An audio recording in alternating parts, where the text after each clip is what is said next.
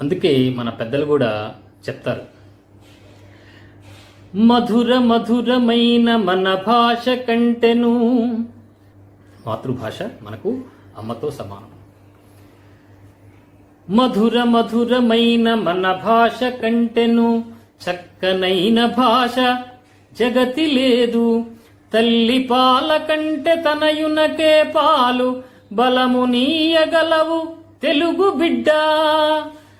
నార్ల చిరంజీవి గారు రాసినటువంటి ఈ పద్యంలో మధుర మధురమైన మన భాష కంటెను, చక్కనైన భాష జగతి లేదు. తల్లి పాల కంటే తనయునకు ఏ పాలు బలము నీయగలవు తెలుగు బిడ్డ. మనము ఇతర భాషలు వద్దని చెప్పట్లేదు, అన్ని భాషలు కావాలి. కానీ మన మాతృభాషను, మన తెలుగు భాషను మన బిడ్డలకు మనము చక్కగా నేర్పించాలి. అది మన కర్తవ్యం. ఇందులో ఎటువంటి సందేహము లేదు. అందుకనే జక్కంపూడి వారు కూడా ఒక మాట చెప్తారు, విశ్వభాషలెన్ని విరివిగా నేర్చిన పండితుండవైన పాడిదప్పి, మాతృభాష పట్ల మక్కువ వీడకు, మాతృభాష పట్ల మక్కువ వీడకు.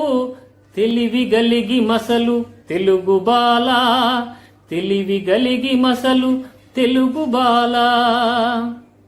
ఇక్కడ జక్కంపూడి వారు కూడా ఏ భాషలు నేర్చుకోవద్దు, కేవలం నీ మాతృభాషే నేర్చుకోని ఏ పెద్దలు చెప్పట్లేదు మనకు.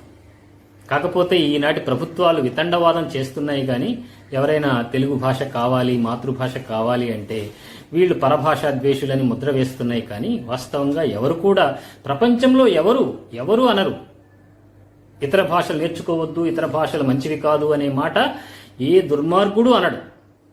ఎవరు అడిగినా ఒకటే మాట, మాతృభాష ఖచ్చితంగా మన బిడ్డలకు రావాలి, మన బిడ్డలకు నేర్చుకోవాలి, అది మన హక్కు అనే మాట మాత్రమే ఎవరు అడిగినా అడుగుతారు. కానీ ఇతర భాషలు వద్దు అని చెప్పరు. అందుకనే ఈయన ఏం చెప్తున్నారు, విశ్వభాషలెన్ని విరివిగా నేర్చిన పండితుండవైన పాడిదప్పి,